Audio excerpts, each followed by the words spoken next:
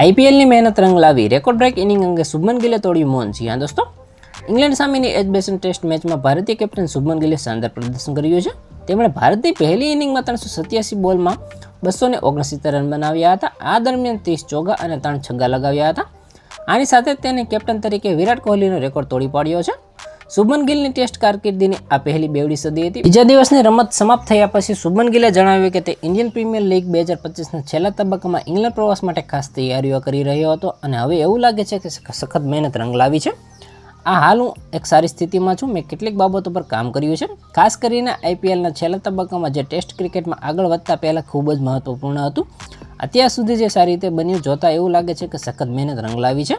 અને શુભમન ગિલની યાદગાર બેવડી સદીની મદદથી ભારતીય ટીમે પોતાની પહેલી ઇનિંગમાં 587 રન બનાવ્યા હતા અને ઇંગ્લેન્ડને ફોલોઓન ટાળવા માટે ત્રીજા દિવસની રમતમાં સખત મહેનત કરવી પડશે. તો આના વિશે તમારું શું કહેવું છે? કોમેન્ટમાં જરૂર જણાવજો. આવા વિડીયો માટે અમારી ચેનલ સાથે જોડાયેલા રહો.